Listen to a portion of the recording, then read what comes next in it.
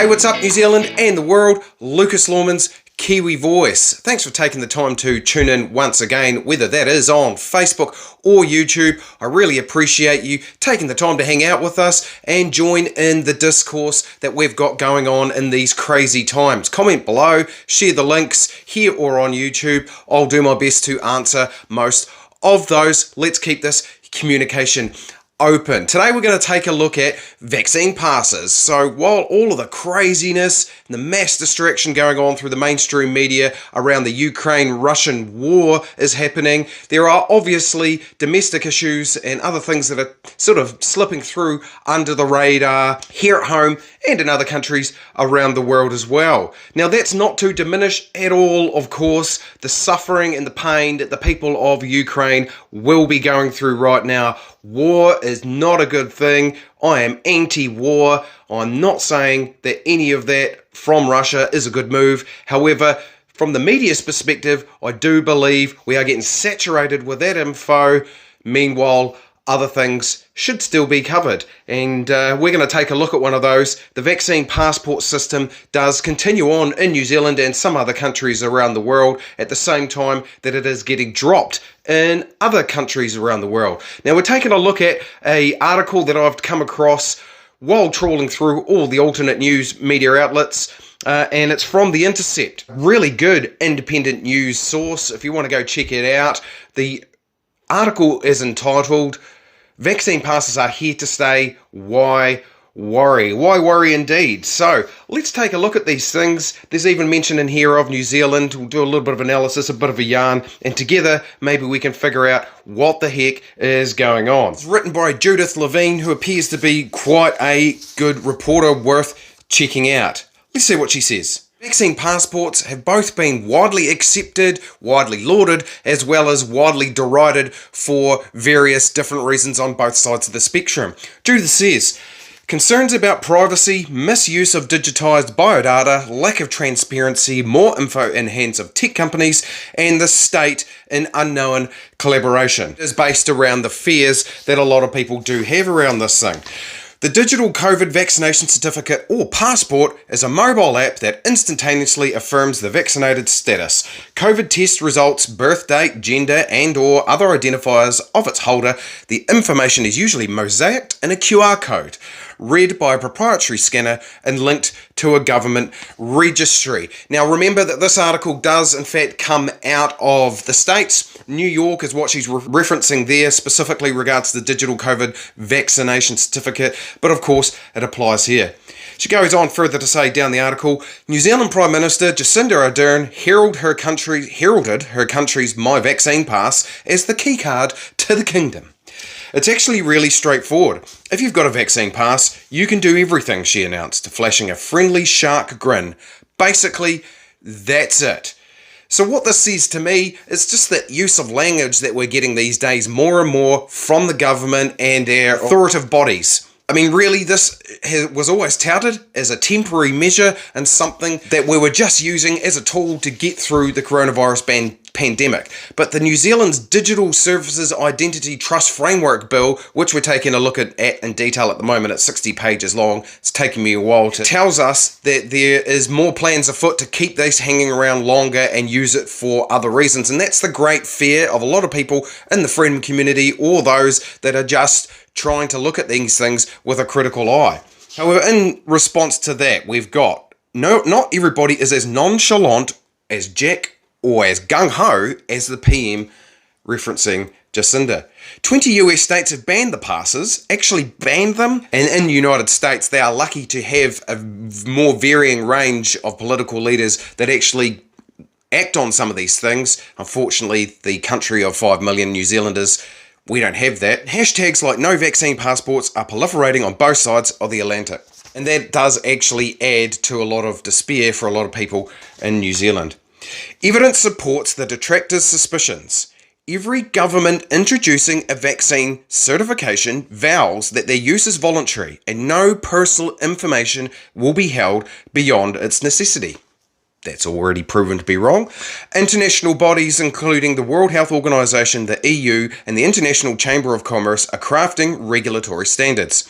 But governments are far from unanimous even on such basics as whether you need to show the pass to enter a bar, much less on how long and by whom our intimate information will be held, owned, or overseen. So once again, that tells me that we haven't got this universal acceptance that the censorship across all social media platforms and mainstream news outlets, wherever you want to get the word out, is trying to tell us that there is that one narrative, that one way of thinking. But this is telling us that governments around the world are skeptical, and for good reason. Along with IBM, the designer in America, state bureaucrats are exploring how the platform could be retrofitted to verify other types of records and credentials, according to Vox. Now again, I reference back to our Digital Trust Services Identity Framework bill that is currently going through Parliament. Why need that if you're not planning to keep this around for a much, much longer period? One industry analyst predicts the global biometrics market will grow 15% annually, reaching nearly 105 billion by 2028. There goes those corporate interests once again dominating what's happening in governments around the world. Now, British tech firm Onfido said it called its immunity passport, because it developed one for the States, the linchpin of a new normality in a post-COVID-19 society. This year, the company's chief privacy officer, an Orwellian job title if ever there was one, told Biometric Update that proven immunity to the virus du jour might become a basic permission attribute. Don't like the sound of that.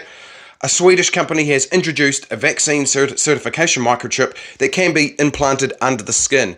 For those of you that pay attention to alternate news sources, you would have been shocked by that breaking story a month or two ago. It's happening. Tens of thousands of Swedes are getting microchips implanted under their skin with their vaccine certification status.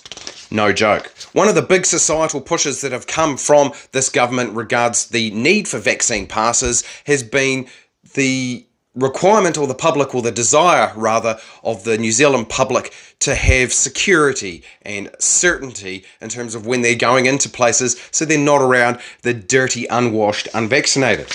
And this reporter quotes on this here: but in admitting the vaccinated and deporting the unvaccinated, it also sorts the good bio-citizen from the outlaw. The rhetoric of contagion has long mobilised xenophobia and legitimised racist and eugenist citizenship and immigration policies. Think Donald Trump's Chinese virus. American University historian Alan M. Kraut calls this medicalised nativism. When there is a lot of talk in the freedom community, specifically at protests and elsewhere, around discrimination and comparing it to historical events, she's hit the nail on the head with that one there. It's got a history in the biomedical space. But this, of course, this way of thinking is in the general public to some degree.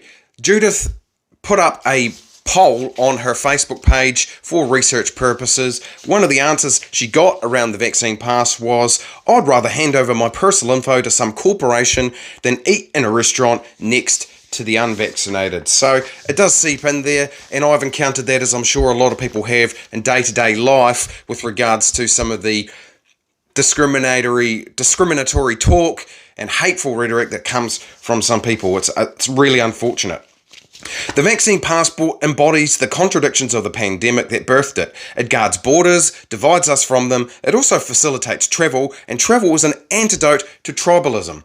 In either case, it is not going away. What they're trying to say there is essentially the restriction of travel, the restriction of movement through the vaccine pass, etc., further forces people into these divisions, into these different divides, into these different tribes, and accentuates tribalism, which, depending on who you talk to, is what the governments are after. Easy to control that way, you see. In either case, it is not going away. Therefore, if it is indeed the prototype linchpin of a future global digital hyper-surveillance apparatus, well put, we must demand that it be universally accessible, publicly owned and regulated, its workings transparent, and its uses stringently defined. Well, you'd hope so. I would rather go for not at all. It's just not needed, in my personal opinion. But if this is going to get forced upon us, then of course the very, very least that we could ask for is open, transparent communication and full access to all of this information and how it's going to be used. But will that happen? I think we know the answer to that one. Thanks everyone for tuning in. Appreciated getting into the Intercept and Judith Levine's article there. Really enjoyed it. Remember to stay awake, keep an eye on what's going on around you while we get saturated with other news, and it's not really quite so relevant to New Zealand. They blame the petrol prices, they blame the food prices, inflation, all on what's happening in Ukraine, which we obviously know is not correct. And meanwhile, all the previous plans and policies and implementation that was going on prior to all of this happening is, of course, carrying on through. Hit that like button if you are watching this on Facebook. Comment down below, share those links around. If you're watching this on YouTube, hit that subscribe button if you have not already yet. Really enjoyed talking to you guys once again, but for now, stay safe, stay free. We'll see you again real soon.